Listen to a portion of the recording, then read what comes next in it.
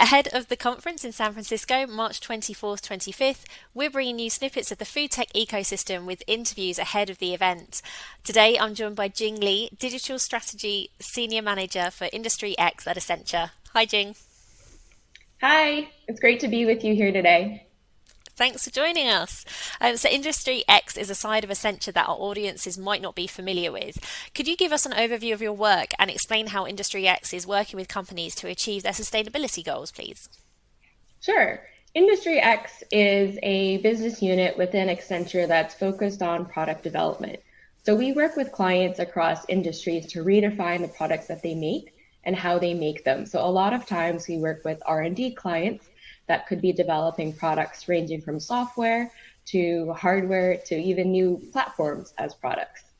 So back to your question, Accenture and our Industry X business are helping people generate measurable people and planet positive outcomes, such as empowering farmers at scale, improving livelihood of farmers and people all the way across the food value chain, and focusing on sustainability goals such as reducing water pollution and deforestation. One example of how Accenture is helping is that we've built something that we call a sustainability accelerator. This is a platform which enables companies to better align with the partners that they're working with and achieve their goals, which may be aligned to the UN Sustainable Development Goals. So when we work with our clients using this accelerator, it identifies opportunities to further deliver responsible value. Accenture is also working with clients to use digital twins for sustainability. If you're not familiar with what is a digital twin allows a company to model, analyze, and optimize something that's real within the physical world with something that's virtual and simulated. So in the sustainability concept, a digital twin could help a company model their energy usage within their buildings and better balance the loads and the demands during peak times with AI for optimization, or it could help simulate how to redefine spaces in the new world of hybrid working. For example, if there's office space that's underutilized, maybe there's an opportunity to turn it into a vertical farm or something like that. For a commercial kitchen, a digital twin could be used to model the impacts of switching from gas to all electric appliances. Accenture has also launched an innovation hub specifically focused on the future of food. This innovation hub is called the Extract, and it's located in Chicago. The Extract brings together stakeholders from across the food chain, everyone from retailers to hospitality providers to manufacturing and agriculture. Within the Extract, we have different demos where we showcase concepts across what we call the future of living, the future of buying, and the future of growing. These are demos of how Accenture is working with clients to solve problems from reducing carbon footprints to maybe developing a new curbside pickup system for a retailer. To learn more, you can also tune in to Accenture's Future of Food podcast, which talks about how the world of food is changing from these three dimensions of growing, buying, and eating. Fantastic. Yeah, that's great to hear. Thank you. I know we learned a bit about digital twins from Accenture at the World Agritech Innovation Summit last year. So it's great to hear how you're really bringing the entire supply chain together and how we can sync up with those additional parties to make a coherent model there. Can you talk to me a bit more about the role technology is playing to help reduce food waste as well, please? Absolutely. Technology can help reduce food waste by providing more data-driven intelligence and predictive insights to fuel business decisions. This is what I focus on a lot with my clients when we talk about the future of food. Everyone is talking about the metaverse and Web3 technologies right now. What does the metaverse have to do with food? One of the ideas that came out of our innovation sessions at Meta is what if we could build a connected experience for inventory management with augmented reality. Imagine if you were a chef, you could walk into a pantry, you could take note of the ingredients that you have on stock before the day starts using some sort of augmented reality overlay. The chef could also get alerts for items that are getting close to spoilage, such as looking over and seeing that he's got 5 crates of tomatoes, which just arrived yesterday, but maybe they're not looking too fresh, right? So with this technology, chefs could help reduce food waste by integrating these predictive insights into their menu planning process and applying circular concepts to ensure ingredients are maximized and zero waste is left behind. Blockchain is another powerful tool which can disrupt food chains by unlocking visibility and traceability from farm to fork. What if we could know the name of those that grow our food and make our clothes? What if we could see the work every day that sustainably creates the products that we need? With blockchain, we could actually trace the ingredients from the farms they're produced on all the way through the transportation and when they arrive at the end consumer and when they're served in retail or hospitality settings.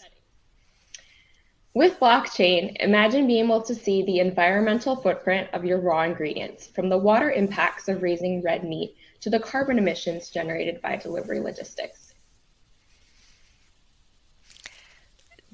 That true traceability is just a fantastic concept, and it's going to be so worthwhile. And we've been talking about it for a few years now, so it's great to hear that it's really coming to fruition. And I love the idea of an app to help reduce food waste. I would totally use that in my kitchen like every day. Yeah, because blockchain could give you the power to choose more sustainable suppliers or know where your ingredients are coming from, right? So it could help you make that choice and fuel the circular economy. So many benefits. Thank you. And what are some of the trends that Accenture is seeing when it comes to the future of food? Sure. Over the past 2 years with the pandemic, we've noticed that consumer behaviors and expectations have shifted. Accenture recently released some research. It's called Food Refreshed. So, three of the trends that we're seeing within this research are: one, from living to eat to eating to live better. We found that 69% of consumers have made at least one positive change to their diet, such as eating more fruits and vegetables since the pandemic started. The second trend that we're seeing is from excess to less. So we're seeing that about 2/3 of global consumers tell us that they're shopping more responsibly now compared to pre-pandemic, and 85% are looking to make some kind of change in how they live, shop, and eat. Personally, I hope this means they're supporting more local businesses and more sustainable farmers. The third trend that we're seeing is from grab and go to eat, experience, and enjoy.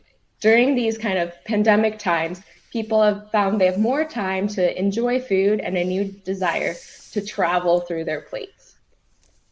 As we look out into the future, there's a lot more things like augmented intelligence. We're seeing a rise in robotics and automation with Internet of Things sensors. A lot of these were talked about at the recent Consumer Electronics Show in Las Vegas, such as delivery robots that are supporting contactless processes, as well as helping to balance disruptions in the workforce. One example of augmented intelligence is a concept called computational creativity. This is something that Accenture Tech Labs has been working on over the past few years. Our researchers have been training AI models to generate new combinations of different flavors. So imagine pairing things like Parmesan with dark chocolate or beets with lemongrass. These are things that we might not think of intuitively to put two and two together, but maybe there's AI that could predict these new taste combinations and then come up with viral food trends. So these models take different signals into account, such as regional spice preferences, seasonality of produce, and then they kind of layer in other trends that they're seeing, which could be some social media signals from platforms around the world. So imagine if you were a chef and you could whip up these AI-powered insights into the next cloud bread while also getting visibility into the environmental footprint of your dish.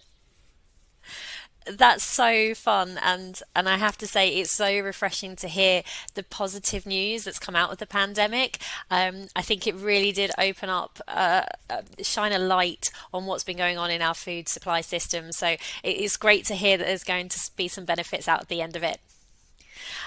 So, Jin, thank you so much for joining us today. You can hear more from Jin at Future Food Tech Innovation Summit this March and her session Chomping Down on Food Waste, One Bite at a Time. And that's with Tim Wong, the Director of Culinary Bay Area Executive Head Chef from Meta. So, Jin, maybe you could tell us a bit more about why it's such a timely discussion. Absolutely. Coming out of COP26 conference last November, sustainability has been top of mind for many companies around the world, especially as they look to establishing new strategic goals for 2022. Every company is now thinking about redefining their hybrid workplace model. Data-driven insights will be instrumental to driving these business outcomes, from reducing food waste in the workplace to identifying more sustainable suppliers to providing new innovative experiences to attract and retain their top talent. In our fireside chat, we'll share more about how companies can tap into their strengths, such as product development, and harness the power of internal R&D through things like innovation challenges to help meet sustainability goals. I'm excited to share more at the fireside chat. And we're really excited for you to join us in San Francisco and to hear more about the next phase in this chapter. Thank you so much for your time today, Jing, and we'll see you in San Francisco. Great, can't wait.